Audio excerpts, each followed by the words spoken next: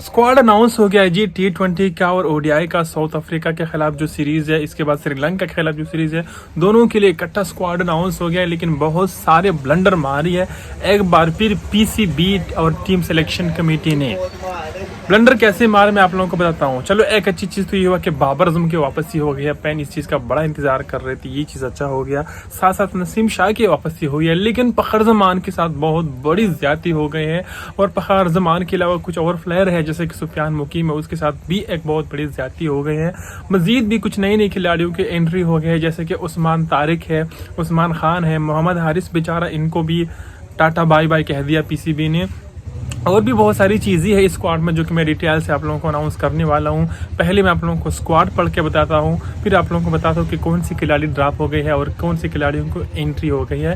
ये सारी चीज़ें मैं आप लोगों को बताता हूँ, T20 का भी और ओडीआई का भी। टेंशन आप लोगों ने बिल्कुल भी नहीं लेना, मैं आप लोगों के साथ तो आप लोगों को सारी चीज़ें, सारे अपडेट लेकर आया हूँ क्रिकेट के हवाले से, T20 और ओडीआई स्क्वाड के हवाले। तो जनाब, सबसे पहले हमें T20 की बात करनी चाहिए क्योंकि इसमें बाबर आजम की वापसी होने वाली थी। इसका लोग बहुत शिद्दत से वेट कर रहे थे, तो जितने भी लोग वेट कर रहे हैं इसके लिए मैं लेकर आया हूँ। T20 का स्क्वाड कुछ इस तरह के हैं। सलमान अली आगा कप्तान, इसके बाद Abdul Samad, Ibrar Ahmed, Babar Azam, Faheem Ashraf, Hasan Nawaz, Mohammad Nawaz, Mohammad Wasim junior, Mohammad Salman Mirza, Naseem Shah, Sahibzada Farhan, Saim Ayub, Shaheen Shah Afridi, Usman Khan wicket keeper and Usman Tariq. तो माशाल्लाह स्क्वाड तो बहुत अच्छा है, लेकिन यहाँ पर देखो एंट्री किसकी हुई है। अब्दुल समद वापस आ गया है, न्यूजीलैंड के खिलाफ ही आया था और फिर ड्रॉप हो गया था और अब बहुत अरसे बाद इसको जगह मिली T20 स्क्वाड में। सलमान अली आगा कप्तान बरकरार है अभी तक पाकिस्तान में यही चीज़ होता है ना, अचानक चेंजेस होती है, तो अभी तक ये बरकरार है, चेंज नहीं हुआ। अब्दुल समद की यहाँ पर एंट्री हो गई है, बाबर आजम की एंट्री हो गई है, वापसी हो गई है। ठीक है, सबसे बड़ा चीज़, सबसे बड़ा सरप्राइज़, सबसे बड़ी खुशी इस चीज़ से लोगों को होगी। इसके अलावा मोहम्मद नवाज़, वसीम जूनियर, सलमान मिर्ज़ा की भी एंट्री समझ सकते हैं क्योंकि हमें नहीं लगता था कि ये स्क्वाड में इनको जगह मिल जाएगा। लेकिन सबसे बड़ी एंट्री यहाँ पर नसीम शाह की हो गई। आप लोगों को नज़र आ रहा होगा इस पूरी लिस्ट में नसीम शाह की भी नाम शामिल है, तो इसकी वापसी हुई है माशाल्लाह से। इसके अलावा उस्मान तारिक और उस्मान खान, इन दोनों की भी एंट्री हो गई है। और उस्मान तारिक तो डेब्यू करेंगे, इससे पहले पाकिस्तान की तरफ से खेला नहीं है, लेकिन उस्मान खान विकेट कीपर के तौर पर ये टीम में शामिल हो गया है, इसको एंट्री मिली है।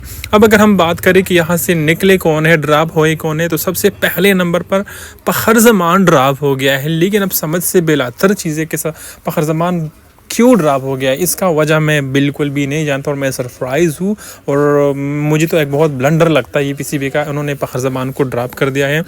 आपकी जब हम एशिया कप खेल रहे थे ना, तो सबसे बेहतरीन प्लेयर जो मुझे लगा वो साहिबजादा फरहान और इसके साथ साथ फ़खर जमान, ये दोनों ने बड़ी कमाल की बैटिंग की थी वहाँ पर पूरी ट्राई नेशन सीरीज़ में और एशिया कप में। ट्राई नेशन सीरीज़ जो हमने अफगानिस्तान और यूएई के साथ खेला था उसकी मैं बात कर रहा हूँ, और फिर एशिया कप में भी माशाल्लाह फ़खर जमान ने शानदार परफॉर्मेंस दिए थे। लेकिन इसके बावजूद पीसीबी ने उसको ड्रॉप कर दिया, और ड्रॉप करने का उन्होंने कोई रीज़न बताया नहीं है कि क्यों उन्होंने फ़खर जमान को ड्रॉप कर दिया है। अब देखो, ठीक है, उन्होंने बाबर आजम को तो ले लिया जो कि वन डाउन पोजीशन पर खेलेंगे, ऑफ कोर्स वही नंबर है बाबर का, लेकिन वही नंबर पर आपके फ़खर जमान भी खेलता था। आपने बहुत अच्छा काम किया, आपने बाबर आजम को लेकर आया, लेकिन आपने फ़खर जमान को क्यों ड्रॉप किया? तो फिर इसका मतलब ये है कि जो कमी हमने पूरी करनी थी, बैटिंग लाइनअप मजबूत करना था, वो तो इससे नहीं हुआ मजबूत, वो तो आपने मज़ीद कमज़ोर कर दिया। बाबर आजम से तो अच्छा है फ़खर जमान। ठीक है, आपको मिडिल आर्डर में ज़रूरत थी अच्छे बैट्समैनों की, कंसिस्टेंट बैट्समैनों के, जैसा बाबर आजम है, फ़खर जमान है, तो आप फ़खर जमान को भी रख लेते, बाबर आजम को भी रख लेते। बाबर आजम को आप नंबर 4 पर खिला सकते थे, नंबर 3 पर खिला सकते थे, फ़खर जमान को नंबर 4 पर खिला सकते थे। लेकिन समझ बिल्कुल भी नहीं आया पीसीबी ने ऐसा क्यों किया, इसका मुझे बिल्कुल भी समझ नहीं आया। इसके अलावा आपके wicket keeper Mohammad Haris drop हो गया है, उसके जगह पर उस्मान खान आ गया है, और उसका ड्रॉप करना बनता था, उसकी परफॉर्मेंस नहीं आ रही थी।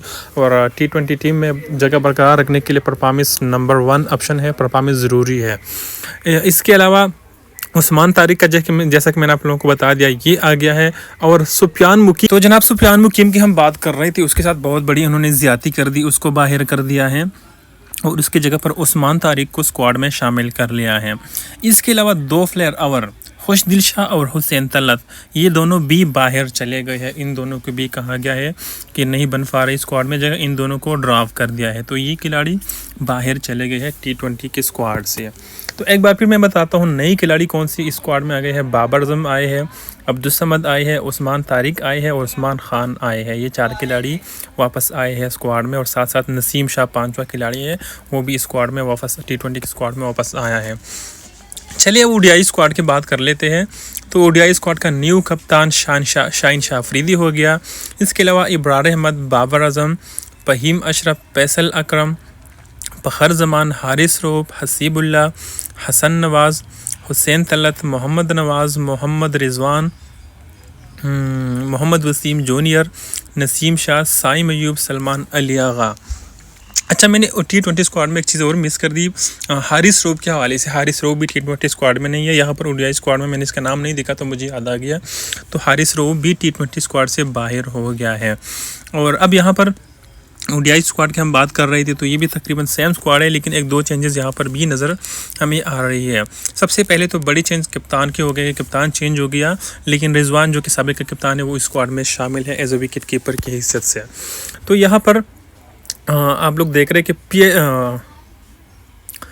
आप लोग देख रहे हैं कि फैसल अकरम की इस स्क्वाड में एंट्री हो गई है, ये डेब्यू करेंगे ODI स्क्वाड में। इसके अलावा हसीबुल्लाह की एंट्री हो गई है। हसीबुल्लाह का मैं भूल गया हूँ कि इससे पहले ये खेल चुका है या नहीं खेल चुका है, लेकिन चलिए समझ लेते हैं कि उसकी भी वापसी हो गई, क्योंकि कई बार स्क्वाड में तो आया था, प्लेइंग 11 में मुझे ODI में नहीं याद, T20 में 1-2 बार ही खेल चुका है। तो हसीबुल्लाह इसकी एंट्री हो गई है। और इसके अलावा हुसैन तलत बरकरार है इसके ODI स्क्वाड में, और मोहम्मद नवाज़, हसन नवाज़, ये सारे बरकरार है। इसके साथ साथ नसीम शाह, साइम अयूब, सलमान अली आगा। तो ODI स्क्वाड में इतनी ज़्यादा यहाँ पर चेंजेस नहीं देखने को मिल रही। मोहम्मद वसीम जूनियर को जगह मिल गया है ODI स्क्वाड में। हारिस रऊफ़ ODI स्क्वाड से भी ड्रॉप हो गया है। हारिस रऊफ़ आई थिंक पहले भी नहीं था, लेकिन मोहम्मद वसीम जूनियर को जगह मिल गया है ODI स्क्वाड में। और यहाँ से अब्दुल्ला शफीक ड्रॉप हो गया है ODI स्क्वाड से, उसके जगह पर फ़खर जमान को वापस जगह मिल चुकी है। आई थिंक फ़खर जमान पहले भी खेल रहा था, लेकिन हसीबुल्लाह को यहाँ पर जगह मिल गया है as a second wicket keeper, backup wicket keeper के हिस्से से। और ODI स्क्वाड में कोई ख़ास तब्दीलियाँ मुझे नहीं नज़र आ रही, बाकी वही प्लेयर है। हसीबुल्लाह आ गया है, फैसल अकरम आ गया है, और आपके सुफियान मुकीम, अब्दुल्ला शफीक, ये बंदे ड्रॉप हो गए आपके ODI स्क्वाड से। तो ODI स्क्वाड में कुछ ख़ास नहीं है। अब यहाँ पर मैं अपनी वीडियो जो है क्लोज़ कर देता हूँ। आप लोगों को पता चल गया स्क्वाड कौन से ODI T20 का। बाकी मिलते हैं अगली वीडियो में।